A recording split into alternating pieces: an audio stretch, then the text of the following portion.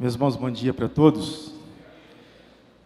Antes de nós orarmos e lermos, parabéns, igreja, pelos seus 45 anos, nessa festa bonita, bendita, festiva. Deus dê graça à vida dos irmãos. Muito bom encontrar aqui o Wellington, encontrar o presbítero Rui, encontrar o Augusto, o pastor Arildo, como sempre. Também encontrar o Mauro Meister. Você sabe quem é o Mauro Meister da igreja? É o Luciano. Cadê o Luciano? Tá? Olha lá, ó. Cada vez mais parecido com o reverendo Mauro Meister. Tiago chegou para mim. Tiago, cadê o Tiago? Chegou para mim aqui e falou assim: pastor, seus cabelos estão ficando cada vez mais brancos. Eu falei assim: é verdade, a gente vai ficando mais velho, né? E cada fio de cabelo que nasce na nossa cabeça é a morte chamando a gente para um duelo. Você sabe disso? Então, se você está vivo, com cabelos brancos, você está vencendo ainda o duelo, né? Meus irmãos, um prazer estar com todos. Então, vamos abrir as nossas Bíblias. Evangelho de Lucas, capítulo 15. A partir do verso 11.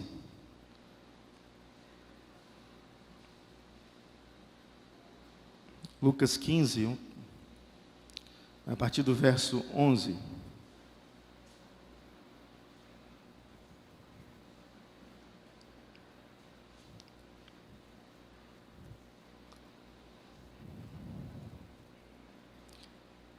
Os irmãos sabem que o cabeçalho dessa parábola é conhecido como parábola do filho pródigo, mas a gente poderia dar outro nome, a parábola da graça. Seria esse um título mais correto da parábola. E o texto diz assim: continuou: certo homem tinha 2 filhos. O mais moço deles disse ao pai: pai, dá-me a parte dos bens que me cabe, e ele lhes repartiu os haveres. Passados não muitos dias, o filho mais moço, juntando tudo que era seu, partiu para uma terra distante, e lá dissipou todos os seus bens, vivendo dissolutamente. Depois de ter consumido tudo, sobreveio àquele país uma grande fome, e ele começou a passar necessidade. Então ele foi e se agregou a um dos cidadãos daquela terra, e este mandou para os seus campos a guardar porcos. Ali desejava ele fartar-se das alfarrobas que os porcos comiam, mas ninguém lhe dava nada. Então, caindo em si, disse: quantos trabalhadores de meu pai têm pão com fartura, e eu aqui morro de fome? Levantar-me-ei e ter com meu pai, lhe direi: pai, pequei contra o céu e diante de ti. Já não sou digno de ser chamado teu filho. Trata-me como dos teus trabalhadores. E levantando-se foi para o seu pai. Vinha ele ainda longe quando seu pai o avistou, e compadecido dele, correndo, o abraçou e beijou. E o filho lhe disse: pai, pequei contra o céu e diante de ti. Já não sou digno de ser chamado teu filho. O pai, porém, disse aos seus servos: trazei depressa a melhor roupa, vestiu, ponde um anel no dedo e sandália nos pés. Trazei também e matai o novilho cevado. Comamos e regozijamo-nos, porque esse meu filho estava morto e reviveu, estava perdido e foi achado. E começaram a regozijar-se. Ora, o filho mais velho estivera no campo, e quando voltava, ao aproximar-se da casa, ouviu a música e as danças. Chamou um dos criados e perguntou o que era aquilo. E ele informou: veio teu irmão, e teu pai mandou matar o novilho cevado, porque o recuperou com saúde. Ele se indignou e não queria entrar. Saindo, porém, o pai procurava conciliá-lo. Mas ele respondeu ao seu pai: há tantos anos que te sirvo, sem jamais transgredir uma ordem tua, e nunca me deste um cabrito sequer para alegrar-me com os meus amigos.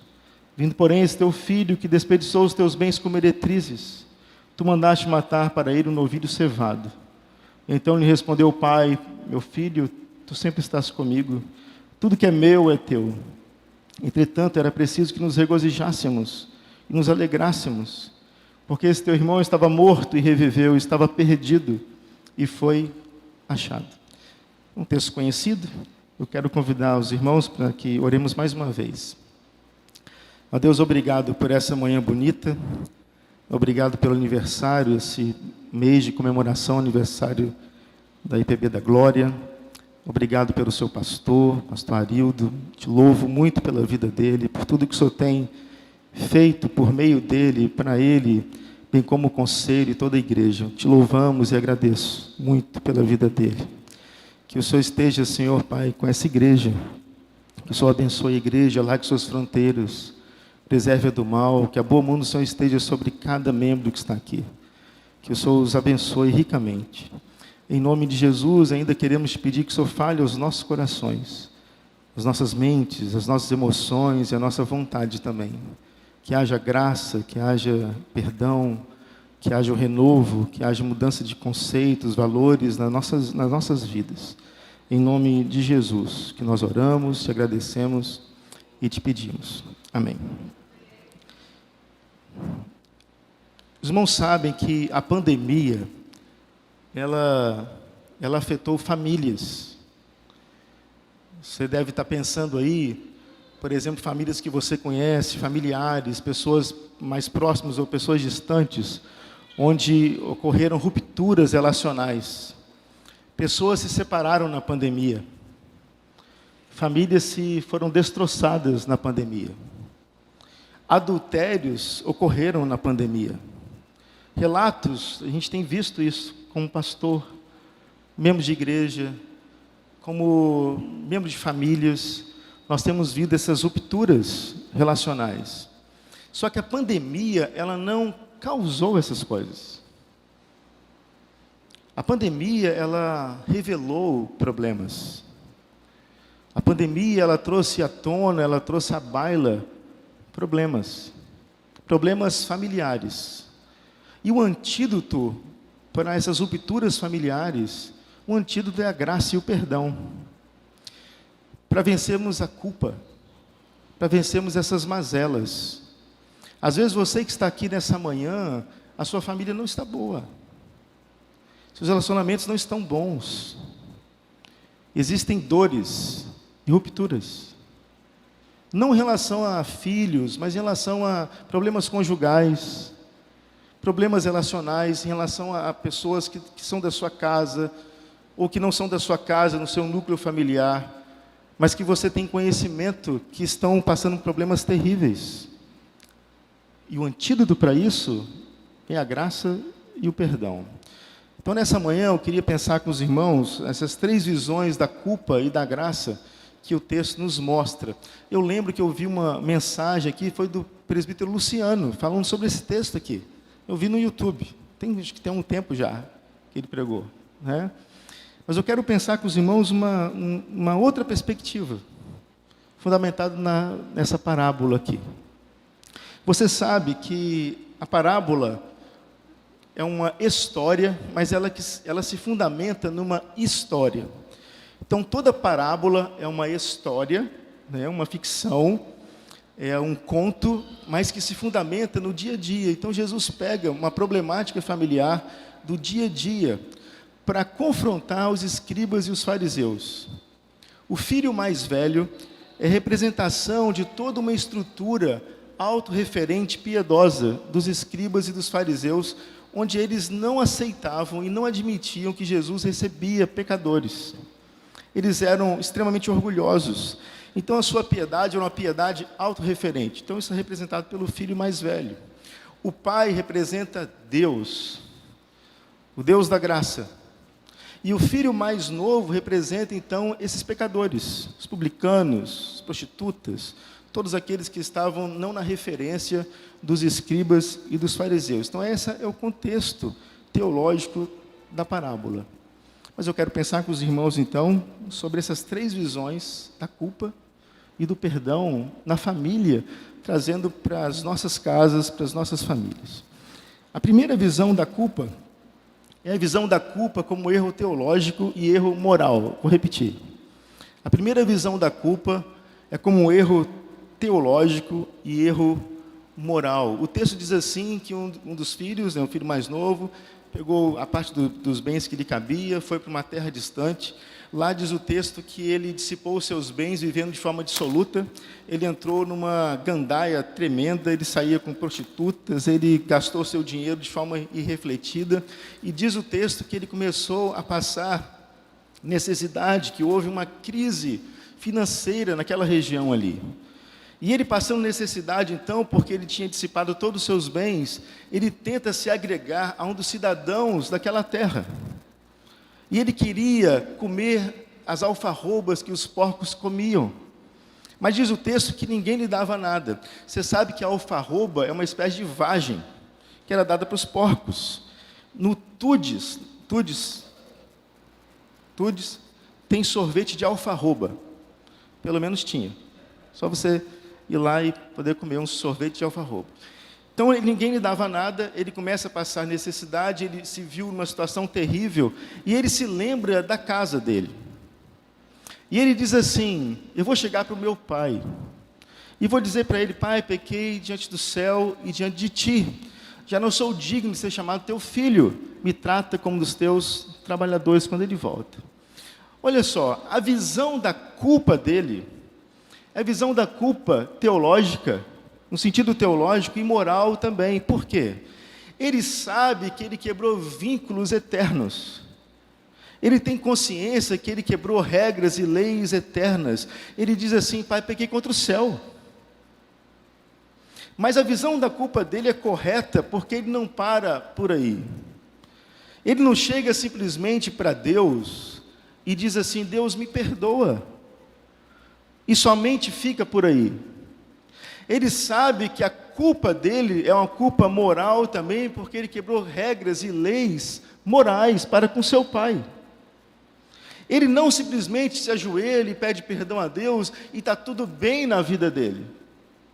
Ele sabe que há um segundo passo, há um segundo movimento que ele tem que dar, que era pedir perdão ao seu pai.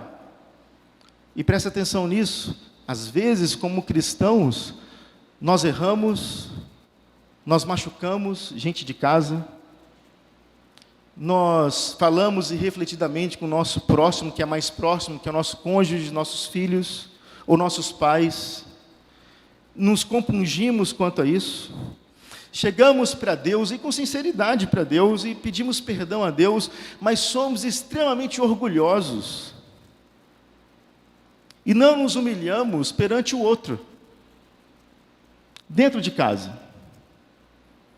Eu sou pastor tem 24 anos. Antes eu dizia assim, os meus parcos anos de ministério. Hoje não posso falar mais isso. Já são 24 anos, e o que eu tenho visto e percebido em relação a famílias, o que acontece?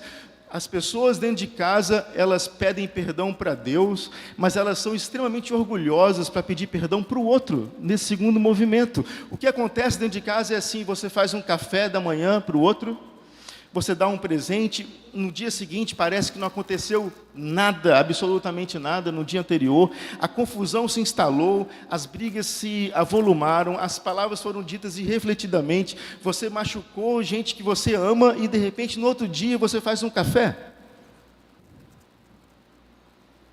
Outro dia você não faz nada, você não tem esse movimento de se humilhar e falar assim: me perdoa. Perdoa o seu pai porque ele fez isso e isso. Perdoa, pai, porque eu fiz assim. Ou mãe, me perdoa por ter gritado com você. Minha esposa, me perdoe por ter feito dessa forma. Ou meu marido, me perdoa por ter feito assim. Nós vamos avolumando as coisas dentro de casa, porque nós não somos humildes o suficiente para termos esse segundo movimento. Pai, pequei diante do céu, mas eu pequei diante de ti também. A minha visão da culpa, a minha perspectiva da culpa, perspectiva correta. É uma perspectiva perpendicular da culpa. Verticalmente eu sei que eu quebrei regras, mas horizontalmente eu sei que eu quebrei regras também. Eu machuquei você. Eu não somente feri o coração de Deus, eu não quebrei vínculos eternos para com Deus, mas eu quebrei vínculos terrenos também. E por isso, então, eu te peço perdão. Aí sim, as coisas vão começar a se encaixarem, a se colocarem no lugar correto, porque nossa visão da culpa é correta. Você pode perceber que o culpado, ele verdadeiramente culpado, ele não consegue abraçar a graça toda. Ele abraça a quase graça. Quer ver o exemplo disso? Dele mesmo aqui. Ele chega, volta da sua vida pregressa, chega na fazenda, encontra com seu pai, e ele diz assim: pai, pequei contra o céu, diante de ti, já não sou digno mais de ser chamado teu filho. Me trata como dos teus trabalhadores. O culpado, ele não consegue chegar de cabeça erguida. O culpado, ele não exige nada. O culpado, ele chega de cabeça baixa, porque ele sabe que aquilo que ele fez foi algo terrível para com Deus e algo terrível também para com seu próximo, e no caso o seu pai. Quem chega dentro de casa, erra, peca, destrói, fala o que não deve, fala de forma irrefletida, machuca os outros, uma pessoa inconsequente, irada, ou então que não é irada no sentido explosivo, mas é amargurada e fere todos os dias, e depois no dia seguinte fala só desculpa aí, essa pessoa não está arrependida. O arrependimento verdadeiro passa pela humilhação de você ter consciência daquilo que você fez. E você dá nome àquilo que você fez. Você pede perdão de fato e de verdade. Spurgeon diz assim que quando o pecado é escandaloso, o arrependimento tem que ser mais escandaloso ainda. Às vezes pecamos de forma tão grosseira na família, e no dia seguinte a gente fala desculpa aí. Conheço histórias, meus irmãos, que um filho nunca ouviu do pai dele um pedido de perdão. Nunca. Onde uma esposa nunca ouviu um pedido de perdão. Onde os pais não ouviram dos filhos assim: me perdoa. Como que você pode, de repente, gritar com seu pai, ou machucar a sua mãe, gritar com a sua mãe, e no dia seguinte não falar nada? Bater o pé, bater a porta, no dia seguinte exigir ainda um almoço na mesa. O culpado, ele não chega de cabeça erguida, ele não consegue abraçar a graça toda, ele abraça a quase graça. Já não sou digno de ser chamado teu filho, me trata como dos teus trabalhadores. Eu prefiro estar na senzala, mas eu quero estar perto do Senhor, mas eu não sou digno mais, eu não mereço mais, eu não mereço ser tratado assim mais. Me trata como dos teus trabalhadores. Então a perspectiva da culpa do filho mais novo, a visão da culpa dele é a visão da culpa como um erro teológico e erro moral, uma visão correta, e que às vezes nós não temos. Em segundo lugar, segunda perspectiva da culpa, é como fruto de perdição e morte espiritual, que é a perspectiva da culpa do pai, em relação ao filho que se foi. Olha só o que o texto fala. O texto diz assim, que o filho volta. O pai sai correndo. Um pai oriental, dono de fazenda, ele jamais sairia correndo. Jamais. Você sabe disso, se você ouviu a palavra do Mauro Meister, do Luciano, você lembra disso? O pai, ele sai correndo, ele quebra o protocolo, e ele vai de encontro ao filho. Por quê? Porque ele tinha uma expectativa, ele nutria no coração dele uma expectativa da volta do filho. Por isso ele sai correndo. Ele desejava que o filho voltasse. Ele sai correndo, ele tem uma visão do filho, que o filho está perdido, mas tinha a possibilidade de ser achado. A visão dele, que o filho estava morto espiritualmente, mas podia reviver. Ele nutria no coração dele a perspectiva da volta e do retorno do filho dele. Por isso ele chega, ele abraça o filho. Você pode perceber que ele não tem palavras para o filho, ele tem gestos para o filho. Ele não fala nada. Ele fala para os empregados, que eram os servos.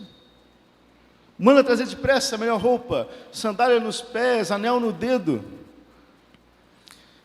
Restitui a honra do filho, porque ele sabia que a visão dele era uma perspectiva que o filho estava morto e podia reviver. Ele estava perdido e podia ser achado. Agora a pergunta para você que está aqui: por que o pai, ele manda trazer depressa a melhor roupa, sandália nos pés, anel no dedo, mas manda matar um novilho cevado? Por quê? Por quê? O que você acha? Qual o significado de dar uma festa e mandar matar o novilho cevado para o filho? É que o pai, ele queria acabar com a conversa fiada na fazenda, onde o filho foi totalmente restituído, e vamos dar uma festa. Acabou com o que ele fez, não tem mais culpa, não tem mais condenação para ele, ele foi totalmente restituído. Não haveria mais fuxico na cozinha, não haveria mais fuxico dentro de casa, não haveria mais fuxico em lugar nenhum. O filho foi honrado. O problema, às vezes, na nossa casa, na nossa família, é que nós perdoamos, mas nós vamos alfinetando todos os dias. E não restituímos a honra. Conhece gente assim? Que perdoa, mas perdoa mais ou menos. Que traz à mente, traz à memória aquilo que o outro fez, e alfineta todos os dias, e relembra todos os dias. São pessoas amarguradas, pessoas frustradas, onde não tem a coragem, a intrepidez, ou de tomar um outro rumo, ou então perdoar de verdade o outro que machucou e que pisou na bola. A perspectiva do pai é assim: você está perdoado. Morto, mas pode reviver. Perdido, mas pode ser achado. E quando foi achado, e quando reviveu, colocou uma pedra em cima da crise, em cima do problema. Não mais trouxe à memória e à baila aquilo que o outro fez. Terceiro lugar, terceira perspectiva da culpa e do perdão na família, é a perspectiva do filho mais velho, que é a visão da culpa como déficit contábil. Olha só como é que era esse rapaz. O filho volta, ele percebe as músicas e as danças, e ele chega para o empregado. Ele não fala para o pai, ele chega para o empregado e fala assim: o que está acontecendo aí? Ó, veio teu irmão, né? E seu pai mandou matar para ele o novilho cevado. Só faltou estar no texto assim, lógico que entre aspas isso, aquele que você estava de olho nele. Diz o texto que ele fica indignado e ele não queria entrar. O pai teve que sair para conciliá-lo. E ele chega para o pai dele, antes o pai dele chega para ele assim: meu filho, o que foi, né? Como se fosse assim. E ele chega para o pai e diz assim: há tantos anos que eu te sirvo, sem jamais transgredir uma ordem tua. Vem esse teu filho, ele não fala meu irmão, vem esse teu filho. E o Senhor mandou matar para ele o novilho cevado. Nem um cabrito sequer sobrava para os meus amigos. E o Senhor mandou matar para ele o novilho cevado. Não vou entrar. Não quero saber. A visão desse rapaz, era uma visão matemática. Cada ano de trabalho, ele contabilizava. A visão dele era materialista. Ele estava de olho no novilho cevado. E desperdiçou os teus bens. Ele queria dizer os meus bens. Materialista, matemático, materialista, e além disso, moralista, que desperdiçou os teus bens com meretrizes. Ele não estava preocupado em relação às meretrizes. A preocupação dele era jogar na cara do pai aquilo que o filho fez, ou julgar o filho. Ele Ele não se importava com a espiritualidade do filho. Matemático, materialista e moralista. Por que ele fazia isso, meus irmãos? Porque quem contabiliza aquilo que faz sem amor e sem graça, ou quem faz sem amor e sem graça e contabiliza, é para que um dia jogue na cara do outro. Se você não faz por amor e graça, um dia você mostra a conta. Vou repetir.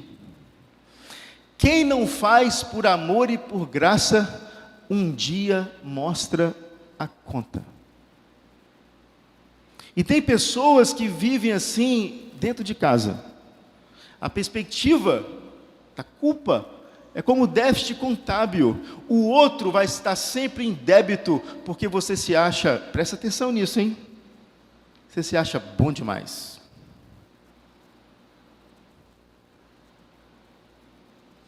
Quem se acha bom demais, só cobra.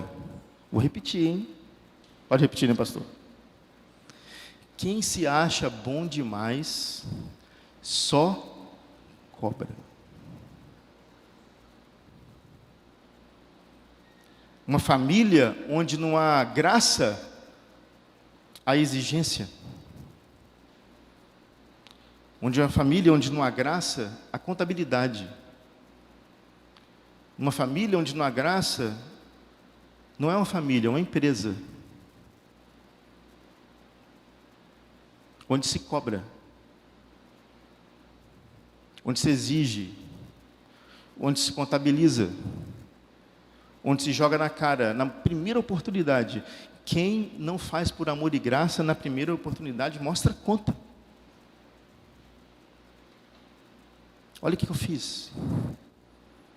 Agora, trazendo na teologia correta do texto, os escribas e os fariseus, eles não compreendiam a graça de Cristo, porque eles se achavam bons demais.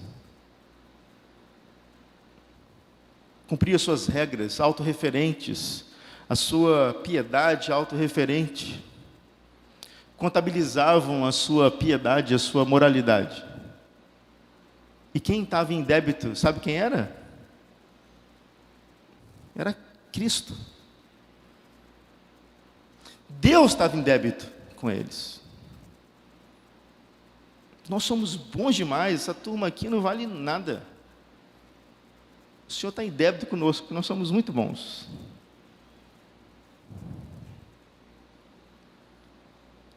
E fazendo uma digressão para nós como igreja, saindo do fato estrito de família, no sentido mais lato, né, mais abrangente, trazendo para a igreja como um todo e a sua missão como igreja, quando nós olhamos, meus irmãos, para os nossos vizinhos, pessoas que convivem conosco, pessoas que estão no mundo, e nós nos achamos que estamos aqui por nós mesmos, e que não fomos alcançados pela graça, que é um favor imerecido,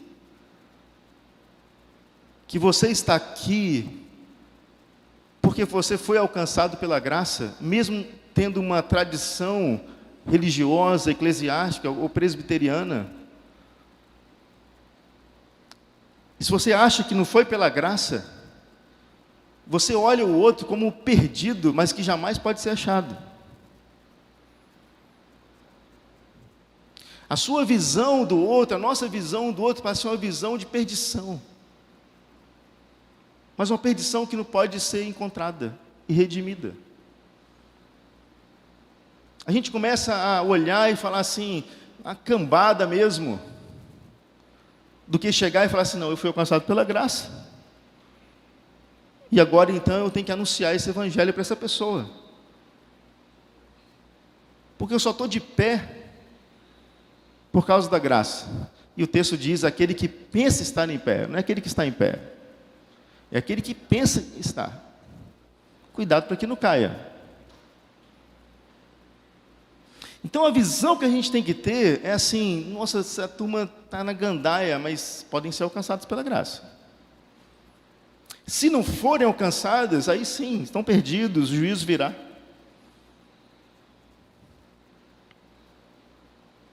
Mas se não, a gente começa a olhar, mas com olhar de ódio, de repulsa, sem a perspectiva da graça, onde as pessoas podem se arrepender. Não é uma graça barata, jamais, mas é uma graça oferecida para o outro se arrepender, de verdade.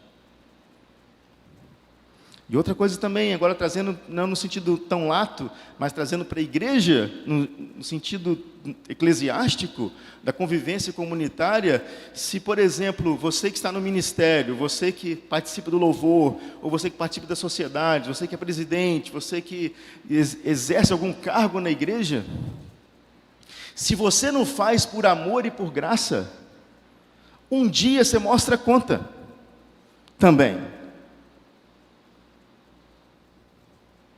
Um dia você começa a exigir, aí começa a ter problema relacional dentro da igreja, porque você está fazendo, mas está fazendo contabilizando. Faço muito, me esforço. Aí um dia você fala que esse esforço faz muito e cobra. Do que você servir por amor e por graça. Quem não faz por amor e por graça, um dia mostra conta. É a visão da culpa como déficit contábil. Agora, voltando para nós aqui. Quais são as lições que esse texto nos ensina? Ou nos ensinam? Em primeiro lugar, se você é aquele que pecou, espere receber o mínimo dos seus familiares e aceite tudo aquilo que eles puderem te dar. Eu vou repetir. Se você é aquele que pecou, espere receber o mínimo dos seus familiares e aceite tudo aquilo que eles puderem te dar. Se você é aquele que errou, você não tem que exigir o perdão, você não tem que exigir que o outro fique bem com você logo, você não tem que exigir que o outro se torne um mar de rosas para você, porque você errou. Você é quem quebrou vínculos e regras. Você não pode chegar de cabeça erguida, você não pode chegar exigindo nada, você tem que chegar aceitando aquilo que o outro pode te dar, você pecou. Eu lembro de uma ex-ovelha minha, lá de Belo Horizonte, história conhecida, a esposa dele já faleceu, ele restabeleceu uma outra vida com outra pessoa, ele tem 2 filhas, na época eram adolescentes, adolescente e pré-adolescente. E esse homem, ele traiu a sua esposa. A esposa dele me liga de madrugada, pedindo para que eu encontrasse com ela às 7 horas da manhã, que fosse lá na igreja. E ela foi e contou que ele estava tendo um caso, que a amante dele ligou para ela. Há 8 meses, não estava tendo um caso. Ele estava tendo um caso com outra pessoa. Eu lembro que no aconselhamento, isso tem muitos anos, né, no aconselhamento e tal, aí ela tinha dia que ela pegava as roupas dele e jogava pela janela, tinha dia que ela chutava ele da cama, tinha dia que ela aprontava todas, ela ficou extremamente amargurada com aquilo tudo. E um dia eu fui conversar com ele e falei assim, como é que você está vivendo, como é que você está? Ele falou assim, olha pastor, está muito difícil, mas se ela me mandar para a casinha do cachorro, eles tinham a casinha do cachorro na casa deles, se ela me mandar para a casinha do cachorro, eu vou. Porque eu sei que eu fiz. Eu quero a minha família de volta. Eu quero a minha esposa de volta. Eu quero minhas filhas de volta. Se você pecou, espere receber o mínimo dos seus familiares. E aceite tudo aquilo que eles puderem te dar. Em segundo lugar, segunda aplicação para nós, segunda lição, é se você é aquele que tem que dar perdão, dê o máximo a quem te pede com sinceridade. Se você é aquele que sofreu, mas está disposto a perdoar, dê o máximo a quem te pede, com sinceridade. Quando você perceber que o outro de fato está arrependido, quando você perceber que o outro de fato está quebrantado, quando você perceber que o outro de fato é uma pessoa que está consciente daquilo que fez e te pede perdão de forma verdadeira, dê o máximo, não dê pelas metades. Foi isso que o Pai fez. É isso que Deus faz conosco. Deus não dá pelas metades, o Pai dá uma festa para honrar o outro, para colocar uma pedra em cima daquilo que ocorreu. E às vezes nós ficamos com a pessoa na mão, não tem aquela coisa de ficar com a pessoa na mão? Agora você errou, agora você vai ver. Você vai comer na minha mão. O Pai não fez isso. O Pai falou assim: não, você está bom, mas você vai para a senzala, fica lá um mês, primeiro, 2, 6 meses, 1 ano, depois você vem para casa. O Pai não fez assim. E às vezes nós fazemos assim. Dê o máximo a quem te pede com sinceridade. Em terceiro lugar e último, se você é aquele que se mediocrizou com o passar dos anos, fazendo acerto de contas em casa, ouça a voz do Pai. Filho, tudo é tudo, mas tudo sem amor e graça não vale nada. Tem gente que só se mediocriza com o passar dos anos, no sentido que é um contador,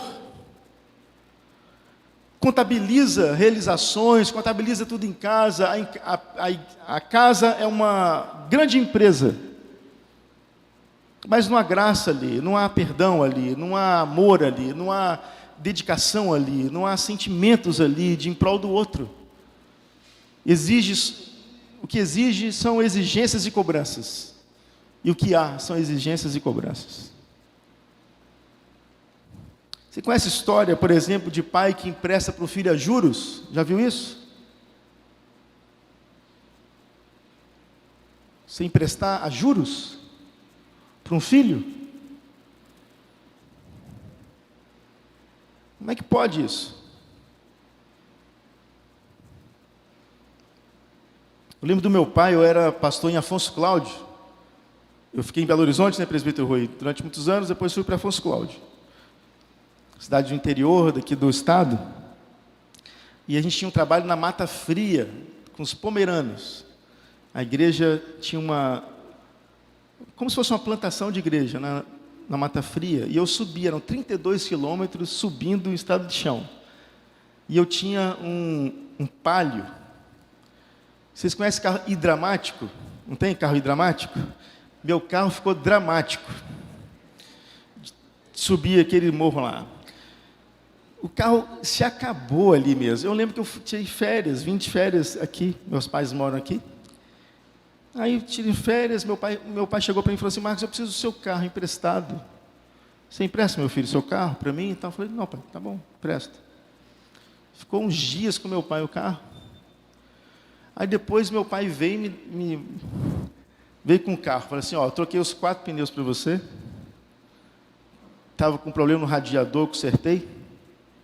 Isso é presente de Natal para você. Era junho, né? Eu lembro disso até hoje.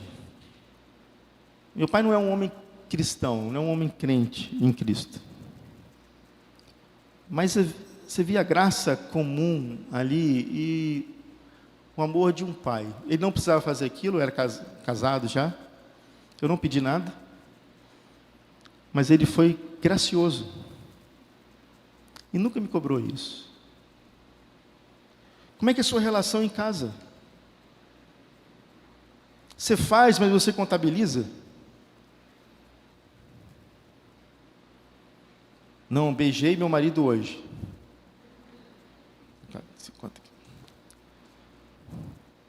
Hoje eu coloquei comida em casa para ele.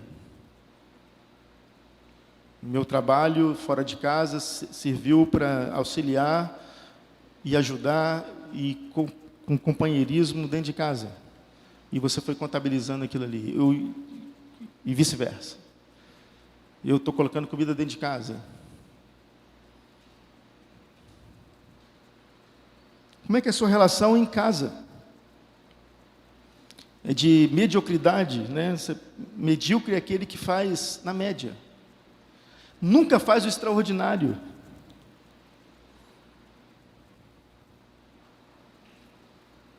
Fazendo sempre acerto de contas. Não, se fizer isso, eu vou fazer aquilo. Não tem relacionamentos assim, né? Se meu filho fizer assim, eu vou fazer assim. Se minha esposa fizer isso, eu faço também. Eu lembro de um casal que estava em crise e eu fui tentar ajudá-los. Eu falei para ele assim: olha, o que você tem que fazer é conquistar sua mulher. Se dedique a ela. Faça tudo por ela. Não importa o que ela faça, faça você. Só que ele estava tão amargurado pela postura dela, que ele não fez nada. Sabe por quê? Porque ele era um contador. Ele contabilizava as atitudes para depois mostrar a conta. Que não era por amor e por graça, era para contabilizar e mostrar a conta depois. Tem gente que perde oportunidades na vida por não se doar, por viver na retranca. Relacionamentos se vão porque os cônjuges vivem na retranca. Pais, por exemplo, que não pedem perdão para os filhos por pensarem que vão perder a autoridade. Isso é um absurdo, isso é coisa do diabo. Você vai ganhar a autoridade do seu pai. Você vai ganhar autoridade em relação ao seu filho. E mais do que autoridade, você vai ganhar o respeito dele, o amor dele. O amor dela. Eu lembro que eu tinha 9 anos de idade, meus irmãos. Meu pai era professor de matemática também. Tinha sido professor de matemática. E eu gosto muito de matemática. Eu só não sei matemática, mas eu gosto. Gosto muito. Aí meu pai foi me ensinar matemática. Então, que me ensinando matemática. Aí chega uma hora que ele ficou tão sem paciência, falou assim: seu burro! Aí eu saí da sala, fui para o quarto, e da sala para o quarto, minha orelha foi crescendo. Burro, burro, burro. Cheguei no quarto chorando, em prantos eu estava. Meu pai me feriu muito aquele dia. Mas eu vi alguém abrindo a porta, sentando ao meu lado, chegando para mim falando assim: meu filho, você me perdoa? Perdoa o papai por ele ter te pedido perdão, por ele ter te ofendido, aliás. Vamos lá, vamos estudar. Tirei 10 na prova de matemática no outro dia. Mas sou traumatizado em matemática até hoje. Mas o que eu estou querendo mostrar para os irmãos é que um homem, meu pai devia ter uns 40 anos, 41 anos na época, teve a capacidade, a hombridade de pedir perdão para uma criança. E graças a Deus por isso marcou minha vida. E me ensinou, antes de eu ser alcançado pela graça, que eu tinha 14 anos de idade, me ensinou a chegar em casa e falar assim: me perdoa. Eu errei nisso. Se você é aquele que se mediocrizou com o passar dos anos, ouça a voz do Pai. Tudo é tudo. Mas tudo sem amor e graça não vale nada. E por fim, a lição geral do texto. Você que está aqui, eu não conheço você, né? Há perdão para você. Há perdão em Cristo para você. Não importa o que você fez, não importa as suas mazelas, se você se arrepender de verdade, e se voltar para Cristo, sei que está meio longe, meio totalmente, né, longe, sei que veio visitar a igreja, existe perdão em Cristo, mas você tem que se arrepender. Não existe perdão sem arrependimento, meus irmãos. Mas não existe arrependimento sem perdão também em Cristo. Não existe. Que Deus nos dê sua graça, que Deus nos abençoe. Parabéns, igreja, mais uma vez. Para o conselho da igreja, trago o abraço do nosso conselho lá da Igreja Presbiteriana Praia de Itapuã. É sempre uma alegria estar aqui. Me sinto muito acarinhado, né, aqui, tá bom? E os irmãos têm minha consideração sempre, tá bom? Meu carinho também a todos. Deus nos abençoe.